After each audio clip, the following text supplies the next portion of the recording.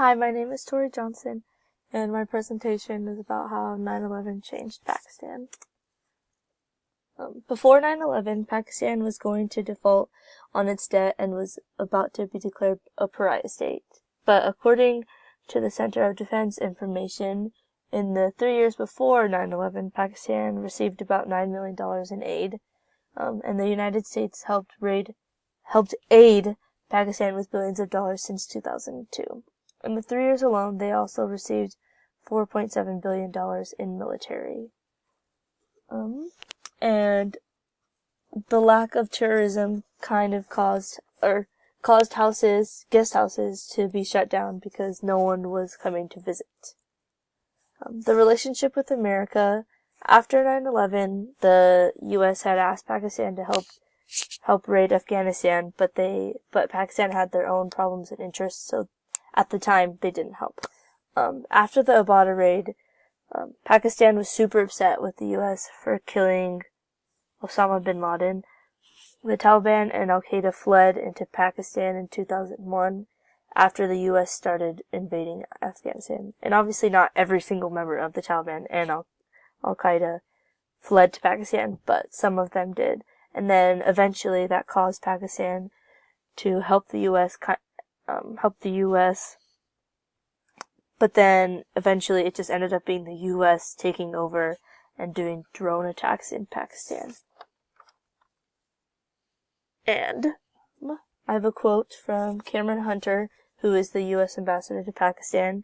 He said that the problem we have here is that we are dealing with ruthless people who are bringing something to Pakistan that Pakistan didn't want, just like America didn't want an attack on 9/11. Pakistan doesn't want these kind of terrorists. They're bringing them here and trying to drive us apart, trying to make this sound as if somehow a fight that we shouldn't be in together. And then, I'm not really sure how to pronounce the name, but it's Malehi Lodi. He's the former Pakistani ambassador to the U.S. And his response to that was that he thinks that the blowback of the 10 years of war in Afghanistan has been devastating for Pakistan. It led not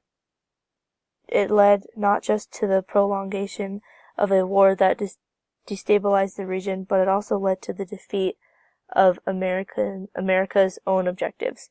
Because America was unable to distinguish and therefore separate Al-Qaeda from the Taliban, Pakistan believes that this war and the way it was fought was pushed into Pakistan's borders. So the social aspect would be that people seemed more violent and started getting upset about the events that happened in America because they weren't entirely involved in 9/11, but since they're so close to Afghanistan and people in the Middle East, I think everyone was so taken back from what had happened, and many Pakistanis were frustrated with violence mainly because they weren't entirely involved, and not everyone in Pakistan is super radical like the Taliban or Al-Qaeda. So that was my presentation,